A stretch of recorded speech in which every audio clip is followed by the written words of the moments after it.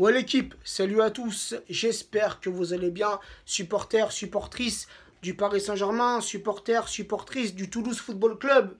Dites-moi en commentaire comment avez-vous vécu ce match, comment avez-vous vécu cette courte victoire parisienne 1-0. Revenons sur la composition du Paris Saint-Germain, le 3-4-3, Buffon dans les cages parisiennes, Marquinhos, latéral droit, Kipembe, latéral gauche, Silva en défense centrale. Thiago Silva, qui cet après-midi a été monstrueux, au monstro, le monstrueux, au monstro, le monstre, le patron. Oui, Marquinhos a été très bon, il a fait un très grand match. Kipembe, qui sauve ce ballon sur sa propre ligne. Cette balle du 1 partout, cette balle du match nul. Mais Silva, les gars, dans la plus grande des maîtrises, dans la plus grande des sérénités, les gars, sur ce grand pont, ce grand pont commis par Durmaz, le joueur toulousain, qui met ce beau geste, ce grand pont à Silva. Et Silva, les gars, dans le plus grand des calmes, dans la plus grande des maîtrises, avec toute son expérience, Silva qui fait l'effort pour venir récupérer ce ballon proprement dans les pieds du joueur toulousain. J'aime quand Silva nous sort ce genre de match et j'espère que Silva va nous sortir le même match mercredi qui fera preuve d'une aussi grande sérénité et sécurité pour la défense parisienne. Le milieu de terrain parisien, Meunier sur le couloir droit, Diaby sur le couloir gauche, Diaby, ce jeune Titi parisien qui ne cesse de monter en puissance, qui ne cesse de progresser. Les deux milieux parisiens dans le cœur du jeu parisien, les gars. Verratti associé à Rabiot. Arrêtons-nous 2 secondes, les gars, sur Rabiot. Juste avant le coup d'envoi, tu as les 2 commentateurs sur Canal+, je tairai leur nom, qui viennent nous dire que pour ce match, le collectif ultra a décidé de siffler Rabiot. Résultat final, les gars, aucun sifflement, ni au sein du collectif ultra, ni au sein du reste des supporters parisiens. Il y a une règle chez les supporters parisiens. Siffler nos joueurs, c'est cracher sur nos couleurs.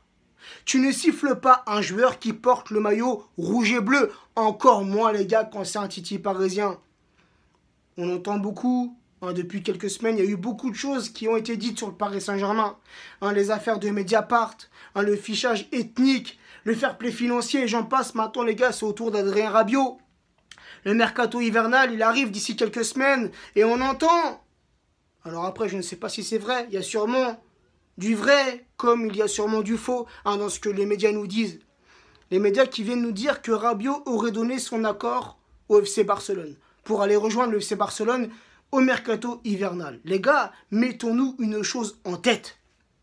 Et ça, les gars, c'est valable pour tous les joueurs. Que ça soit un Titi parisien comme Rabiot, Nkunku, Diaby et j'en passe. Ou que ça soit un autre joueur. Un joueur comme Neymar, comme Cavani, comme Mbappé, comme Draxler. Et j'en passe, les gars. Le joueur qui ne veut plus se mouiller pour les couleurs rouge et bleu. Le joueur qui ne veut plus combattre sur le terrain pour les couleurs rouge et bleu, pour le club, pour nous les supporters, il prend ses affaires et il se casse. Les gars, on ne va pas aller chercher plus loin. Le joueur qui ne se plaît plus au Paris Saint-Germain, peu importe le joueur, peu importe son talent, peu importe son nom, celui qui n'est pas content d'être au Paris Saint-Germain, il prend ses valises et il se casse. Point barre. Revenons les gars sur la compo parisienne. Draxler, Di Maria et Cavani pour l'attaque parisienne. Cavani, les gars, qui dès la 9e minute vient inscrire le seul et unique but de cette rencontre. À la 9e minute, Cavani qui nous met un but venu d'ailleurs, d'une autre planète, un chef-d'œuvre, un but splendide, certainement le plus beau but depuis le début du championnat et certainement l'un des plus beaux buts de Cavani sous les couleurs parisiennes. Cavani qui vient inscrire son 9e but en Ligue 1 et qui vient surtout inscrire son 180e but, toute compétition confondue sous les couleurs parisiennes. On a vu en seconde mi-temps Alves qui a remplacé Meunier. Alves, c'était son retour sous les couleurs parisiennes. Lui qui a été blessé depuis quelques mois. Donc les gars, c'est bénéfique. Hein, le retour de Dani Alves, le retour de Kurzawa qui était sur le banc parisien, qui n'est pas rentré dans ce match. Mais les gars, c'est bénéfique pour la concurrence. Pour Alves, les gars, ça va permettre à Meunier de souffler un petit peu. Meunier qui ne fait que d'enchaîner les matchs depuis le début de la saison. Donc les gars, il faut préserver Meunier. C'est un très grand joueur, un très grand défenseur, un très grand latéraux. Et pour moi, les gars, ça bouge pas. Meunier, c'est le numéro 1. Alves, c'est le numéro 2. On a vu Choupo-Moting rentrer à la place de Verratti et Nkunku rentrer à la place de Draxler. Et j'ai aimé cette rentrée d'Nkunku qui a essayé d'apporter de la rapidité, de la fluidité dans le jeu parisien. Nkunku, les gars, le Titi parisien avec toute sa grinta qui a failli marquer à 2 reprises. C'est pas grave, ça sera pour la prochaine fois. Mais on l'a vu, les gars, hein, des joueurs parisiens qui ont fait un très bon match pendant les 30 minutes de la première mi-temps. Mais des joueurs parisiens, les gars, qui au fil de match se sont un peu éteints. Pas beaucoup de grinta, pas beaucoup d'envie, pas beaucoup d'intensité, pas beaucoup de combativité, les gars. Mais peut-on vraiment en vouloir à nos joueurs parisiens, les gars, hein, tu peux pas comparer un match de Ligue 1 avec le match, les gars, qui nous attend mercredi. Mercredi, on verra des Parisiens déterminés. On verra des Parisiens concentrés, des Parisiens qui vont mettre de l'intensité, de la grinta. On l'a vu aujourd'hui, des Parisiens très très mous. Une construction du jeu qui n'était pas assez fluide, hein, qui n'était pas assez rapide, les gars. Mais le contrat est rempli. Une victoire, 1-0, les 3 points, 14e journée, 14e victoire consécutive, les gars. C'est du jamais vu dans les 5 plus grands championnats. Le championnat, la Ligue 1, les gars, c'est plié. Maintenant, il faut se concentrer, les gars, c'est la Ligue des Champions. Mercredi, c'est un match important. C'est une victoire obligatoire, c'est les 3 points obligatoires. Et ça, les gars, nos joueurs le savent.